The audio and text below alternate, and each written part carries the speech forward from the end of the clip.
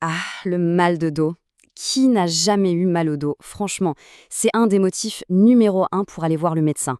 Mais et si parfois cette douleur, qu'on croit si banale, cachait en fait une urgence absolue? C'est la question qu'on va explorer ensemble. C'est une question qui est loin d'être anodine. Savoir faire la différence entre une petite douleur et un vrai signal d'alarme, eh bien, ça peut littéralement tout changer. Alors, voyons un peu comment on peut apprendre à repérer les signes qui doivent vraiment nous alerter. Allez, on commence par le commencement. On va parler de la douleur que tout le monde, ou presque, connaît, la fameuse lombalgie. Ou, pour le dire plus simplement, le lumbago, la sciatique. Et oui, les chiffres sont assez clairs là-dessus. Le mal de dos, c'est un vrai problème de santé publique, surtout entre 30 et 60 ans. C'est pas juste une petite gêne, hein, ça peut devenir vraiment handicapant et ça coûte une fortune à la collectivité. Et dans la plupart des cas, la cause est mécanique, c'est tout bête, un disque dans la colonne qui vient titiller ou carrément pincer un nerf. Ok, pour piger ce qui se passe, il faut faire un petit tour du côté de l'anatomie. On va regarder de plus près notre colonne vertébrale. C'est quoi au juste un disque intervertébral et surtout, comment est-ce qu'un si petit truc peut causer autant de soucis? Alors, ce disque intervertébral, il faut se le représenter un peu comme un super amortisseur. Il est là pour encaisser les chocs, nous permettre de nous plier, bref, il est essentiel. Mais attention, à l'intérieur de ce petit coussinet, la mécanique est bien plus délicate qu'on pourrait le croire. Pour faire simple, on peut voir ça comme un donut fourré. On a la pâte tout autour, la partie solide, fibreuse. Ça, c'est l'annulus fibrosus. Et au milieu, le cœur fondant, la gelée, c'est le nucleus pulposus. Et là où ça devient intéressant, c'est justement quand ce bel équilibre se brise. Imaginez maintenant qu'on appuie trop fort sur le donut, par exemple en soulevant un truc lourd. Eh bien, la pâte peut se fissurer et paf, la gelée à l'intérieur s'échappe. C'est ça, la fameuse hernie discale. Et cette gelée qui sort, elle va venir appuyer sur une racine nerveuse et c'est ça qui va déclencher la douleur de la sciatique qu'on connaît bien. Bon, maintenant, on va descendre un peu plus bas dans le dos. Tout en bas de la moelle épinière, là, au niveau des lombaires, il y a tout un paquet de nerfs. Et cet ensemble, il a une forme qui a fait penser à une queue de cheval, d'où son petit nom.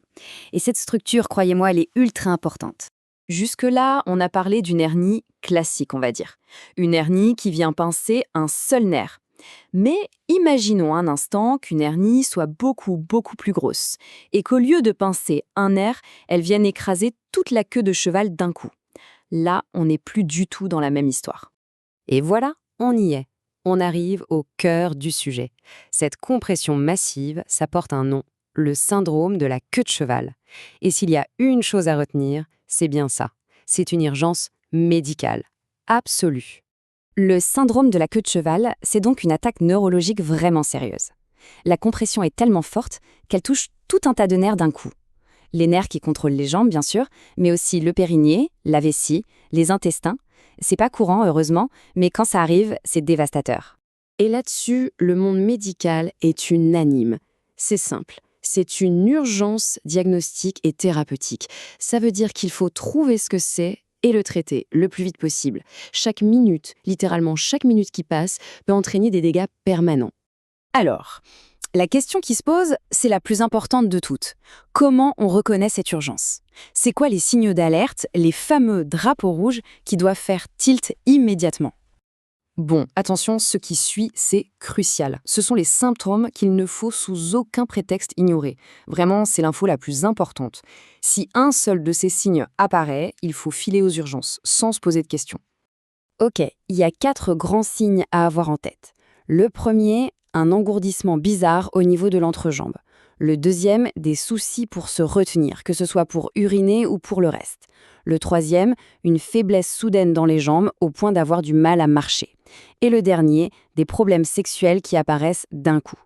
Le truc à bien retenir, c'est qu'un seul de ces signes, en plus du mal de dos, doit déclencher l'alerte rouge. Et parmi tous ces signes, il y en a un qui est vraiment très, très parlant. C'est ce qu'on appelle l'anesthésie en selle.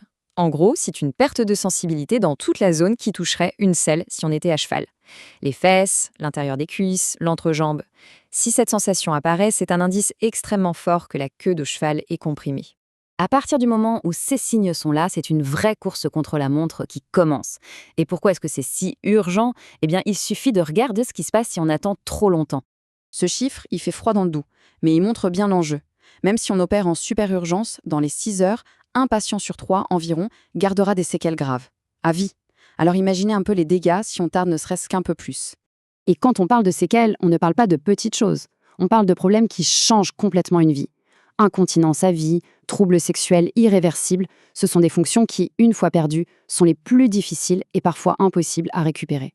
Donc le message est on ne plus clair. Dès qu'un de ces signaux d'alarme se manifeste, il n'y a pas hésité une seconde, direction les urgences. Là-bas, une IRM confirmera le diagnostic et ça doit mener à une opération en urgence pour aller libérer ses nerfs au plus vite. On le voit bien, derrière un mal de dos qui a l'air de rien peut se cacher une véritable bombe à retardement. Connaître ces quelques signaux d'alarme, ce n'est pas juste un détail, ça peut vraiment faire la différence entre une vie normale et un handicap à vie. La grande question, au final, c'est celle-ci. Est-ce que ces signes seront reconnus à temps ?